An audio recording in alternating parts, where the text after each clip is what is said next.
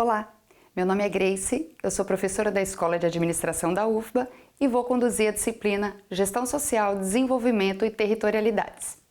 Nessa videoaula vamos abordar conceitos fundamentais para a compreensão sobre a relevância da cultura quando se pensa em território, gestão social e desenvolvimento. Vou fazer aqui uma recapitulação muito breve de conceitos sobre cultura amplamente difundidos e relacioná-los à reflexão sobre territórios baianos especificamente, contemplando a questão do patrimônio cultural e o que isso tem a ver com o desenvolvimento local.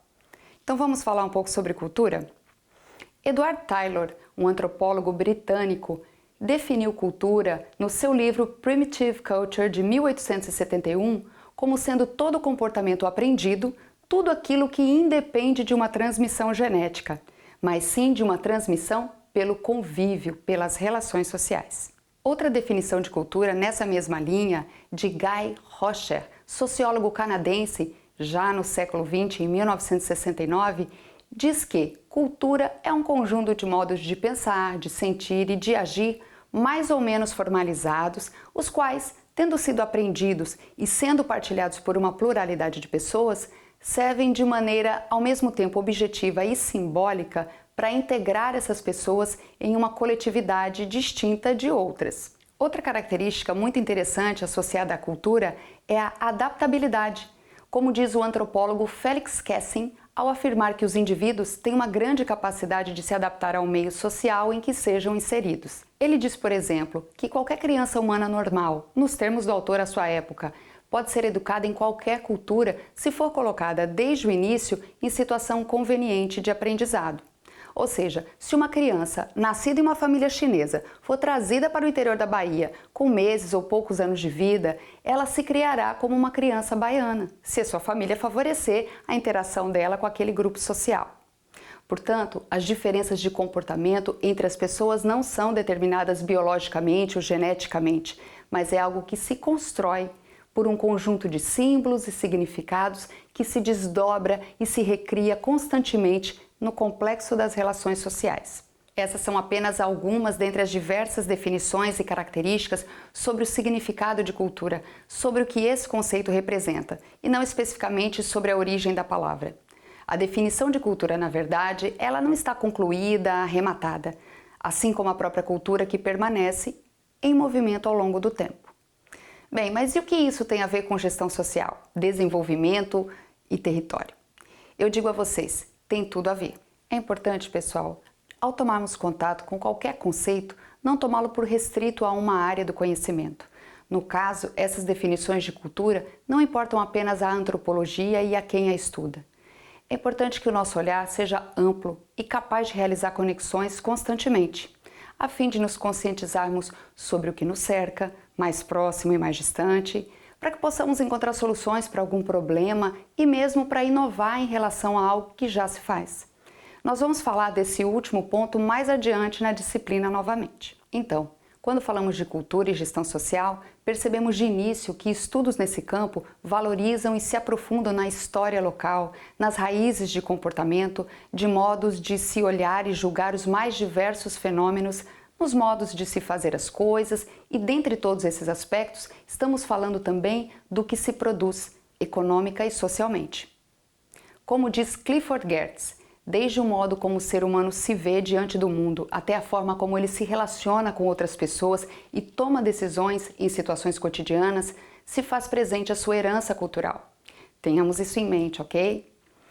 E o gestor social, atento ao que o cerca, compreende e atua com um olhar também voltado ao simbólico, ao que é de valor imaterial, considerando, portanto, a sua herança cultural. Olhar o futuro, pensar o desenvolvimento, se faz também considerando as raízes, os saberes de um povo, a dimensão dos símbolos e significados importantes para a formação da identidade do grupo. Respeita-se e considera-se a identidade daquela comunidade, mesmo diante de projetos e decisões absolutamente práticas e concretas. Nesse sentido, eu pergunto a vocês, em que medida é possível observar em projetos, ações voltadas ao desenvolvimento econômico e social, elementos da cultura local que expressem os reais valores de um grupo por meio daquilo que se produz? Eu quero que vocês pensem em exemplos sobre isso para trocarmos ideias na aula síncrona que teremos em breve, ok? Repito, somos capazes de identificar em projetos e ações de desenvolvimento econômico e social elementos da cultura local expressos naquilo que se produz? Digo isso pois cada vez mais vemos o quanto a cultura local é permeada por elementos de outras culturas, o quanto as atividades econômicas e dinâmicas sociais são influenciadas por elementos que nem sempre expressam a riqueza cultural local. Vocês podem estar se perguntando, mas isso é ruim, Pró? Não, não se trata disso. O ponto de atenção aqui não é ir contra influências externas ao grupo, mas sim ao que estejamos deixando de produzir ao ignorar a fonte de riqueza sob os nossos pés, ao nosso redor, em tudo o que nos circunda e que é genuinamente local. Muitas vezes é único. É apenas um ponto de atenção para a preservação e valorização que muitas vezes se deixa em segundo plano em nome de substituições artificiais, sem conexão simbólica com o local. Nem pensar, portanto, em segregação ou algo do tipo em relação a elementos de outras culturas, ok, pessoal? Isso seria o que estudiosos da antropologia da cultura chamam de etnocentrismo, que é a propensão em considerar o seu modo de vida como o mais correto e o mais natural e a sua cultura a melhor. Então, pessoal, se por um lado os referenciais culturais de grupos sociais dão significado à vida de seus membros, por outro, provocam distorções de interpretação e percepção acerca do outro, ou seja, situações potencialmente geradoras de conflito.